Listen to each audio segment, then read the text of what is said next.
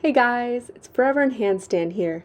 In this tutorial, I'm going to show you how I went from barely being able to stand upside down to then being able to hold a 2-minute handstand in just 6 months and hold a handstand on pretty much any surface. So without further ado, let's get into it.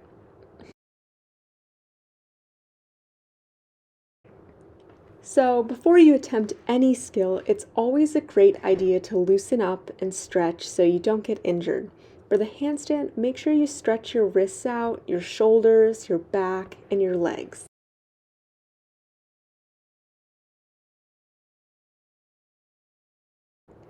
Next, you're going to determine your dominant leg, which is the leg that will be in front when you kick up into a handstand.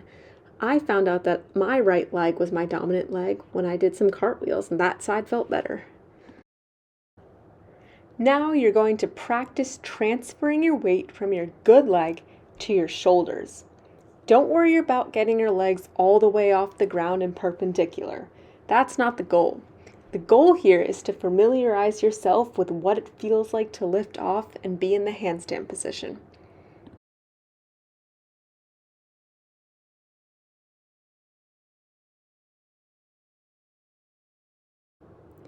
Step 4 is to practice the handstand off a raised surface, like a mat.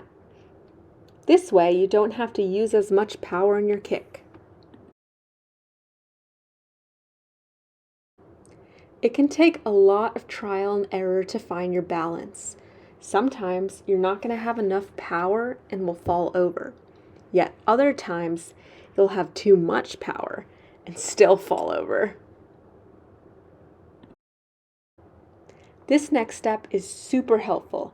By doing a handstand against the wall, you get a feel for being upside down and can build strength without having to focus as much on balancing. Once you've gotten the hang of that, now you can try putting your stomach to the wall. Slowly release one leg and then try to balance on your own. Don't worry if you can't, because you always have the wall to kick back onto. That's what's so great about this drill.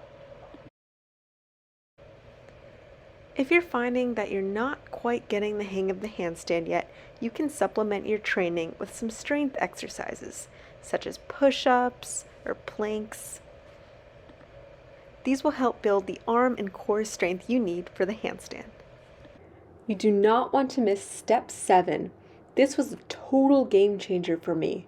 Instead of keeping your legs straight together in the handstand right away, you can keep them spread apart. It's a little easier to balance this way at first.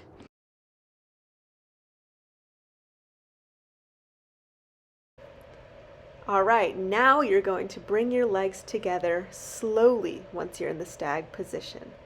So slowly raise them both up and then touch. Voila!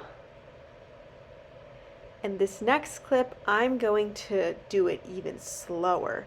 So focus is really about just control and balance. Look how slowly I'm raising them until they finally meet and I'm balanced. Okay, in some ways, this step, step 9, is the most important step in the entire process.